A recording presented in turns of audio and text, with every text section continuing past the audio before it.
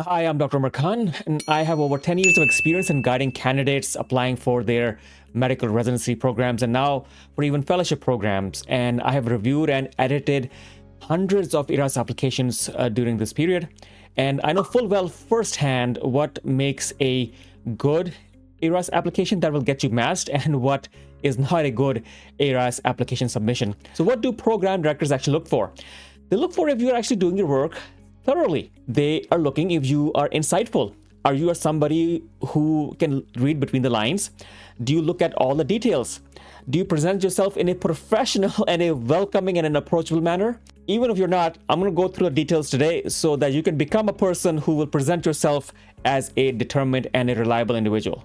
Now, the ERAS application is very detailed, and let's go over the specifics that they are actually looking for you to get this right the first time around. All right, the first thing they will look at is your email address, and make sure that it is a domain like a gmail.com or a hotmail.com or Yahoo. Try to avoid email addresses that are of uncertain domains. For example, handmail.com or mail.com or qqc.com. Those things do not really resonate, and you don't want them to be distracted by, hey, who the heck is this? And is this a remote server of any type or anything else that they are not recognizing? Avoid that. Now, next is going to be your mailing address. And of course, there are two options here, your current mailing address as well as your permanent. Now, this may be a little tricky for international graduates. However, program directors look to see if there is a geographic connection to the location, right? So if you are an international medical graduate, try to make sure or try to see as much as possible. It's not always practical in every situation. Make to see that you have a US address in a certain geographic area which is IMG friendly. Now, it may be difficult. However, try to do this. Your permanent address could be an address for your home country, and that is perfectly fine. So current mailing address is where they are looking to connect with you. You get anything, make sure somebody's always there to actually forward it to you in any situation. Then something that people do miss is your preferred phone number. Make sure your preferred phone number is a mobile number. Make sure it is a mobile number. This is where you will be getting communication that they will look to connect with you. Somebody needs to call you. Somebody is recognizing you, and you're talking to the program coordinator. Well, they can see where this number is. All right. Ideally, they may be a little reluctant to pick up an international phone number. So make sure it is a US phone number. Try to do that if that is possible in your situation, especially if you are an IMG. Next, I'm going to talk about hometown. So hometowns are fairly important. Now, of course, if you are an IMG, an international medical graduate, then you lose out on one aspect because, for example, if your hometown is Houston, Texas, or your hometown is New York City, there are numerous programs in these areas. And if your hometown is in this area, you may be able to connect with programs in that particular location much more favorably. However, if you are an international medical graduate, I don't think you should be afraid. Do mention if you have a hometown, let's say someplace in the Philippines or India or Pakistan, because nowadays there are many attendings who are from these areas. So you won't miss out a lot. However, you will miss out in comparison to American medical graduates if your hometown is not located in the US. Now, the next area that is fairly important is geographic preferences. So this is a very important segment, and this actually comes in here because program directors have over the years made recommendations that they want to know which are the prime preferences of candidates when it comes to geography. And this is because a lot of times people do apply far and wide. However, it turns out they may not be inclined to actually rank that far-flung area in their rank order list. Now, what happens is that the program director may choose you, may rank you, however, you are not ranking their program due to geographical issues. So they want candidates to be more focused in where they are looking to apply. So it sort of gives you a little bit of an advantage that you don't have to waste money on certain geographical locations. So you can actually provide a geographical location that you are most likely to attend at. Although this could be again tricky for an international medical graduate where you are applying widely, and you don't really care where you end up going to go. However, it does provide a little bit of preference from your standpoint that yes, I would like to rotate, I would like to be matched in this area, compared to somebody who actually has not chosen that as a geographic preference of choice. So it does get a little tricky, but I think this could play in your favor if you play your cards right. So keep in mind that since 2023, these changes actually now allow programs to filter applications by a geographic division. This does not mean that they necessarily will, but this means that they could limit their application searching timelines. They can reduce their timelines of searching through applications by going through this filter. So just something for you to keep in mind. Now moving on to the experience section. You have to remember to fill out every single field. Try to not miss any of these entries. Now for each selected experience in your ERAS application, provide as much information in the header for that experience as much as possible. Now the header basically means our organization, the experience type, the position held, all of these details, the state, the province, the postal code, whichever is possible. And I want you to put in as much contextual information as possible.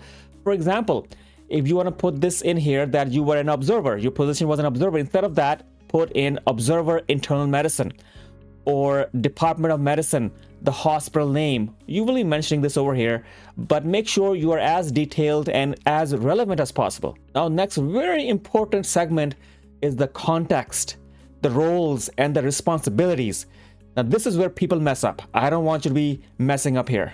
What I want you to tell is provide a comprehensive understanding of what you actually did or are doing, right? So when thinking what to write, keep the descriptions focused on what you did. For example, do not talk about what the project or the principal investigator was doing or what the whole project was about. Write about what you actually did. Did you cut those mice brain pieces, or did you gather the data from patients individually? Were you the person who was taking input? Were you the one who was reviewing certain files? Were you adding material into the Excel file? Who was actually doing the work? What work were you doing in that? Don't talk about that we were building an MRI machine. Forget we. What did you actually do in building that MRI machine? And just coming back over here, you have to state the facts. State what you did in the experience. Now, one caveat about this area is that your meaningful experiences will not be going here. Meaningful experiences will be going in the meaningful experiences area. Instead, of course, over here, you state what you actually did and what did you learn, and let the facts speak for themselves in this experience session. So you will fill out your multiple entries, your experiences, actually what you did, and there are going to be 10 of these, right? So now we move on to some selected experiences that are considered to be meaningful experiences. Now, these are going to be 3 in number, and make sure you select them wisely. Now, the question comes up that, there's going to be some overlap. You have a personal statement. Should your meaningful experiences actually go into your personal statement as well? Yes, because you're the same person. You cannot have endless meaningful experiences, right? So I would think have at least only one, not more than that, of your meaningful experience in your personal statement as well, so they can correlate. Oh yeah, this is the same person. You don't want all 3 of these meaningful experiences in your personal statement. You can possibly mention it as a running thought, but don't have any details of it in your personal statement. Make sure your 3 meaningful experiences are fairly detailed in this section right over here. So in your meaningful experiences description, you should focus on the key characteristics. How specifically did the experience challenge you?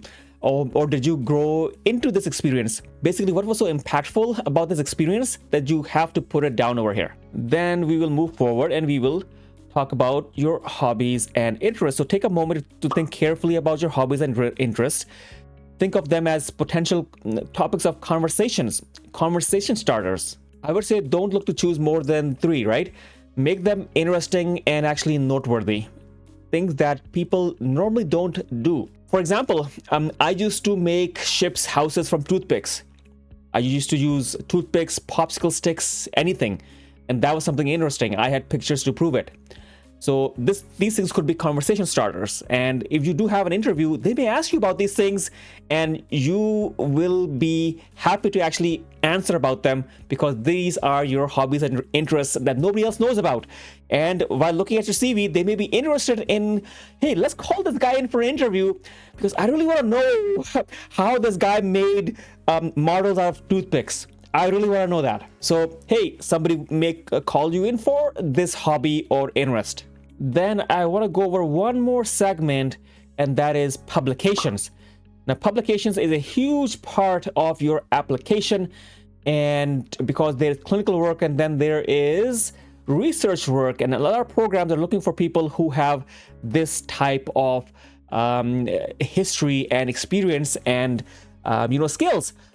So when you're putting down your aspects into your application, authors, so this is a segment that is very important. You may not be the first author, right? So when you're typing in your authors, make sure you capitalized yourself. For example, Umer Khan. Whenever my name comes up in the authors, of course, I'm not going to put myself as the first author.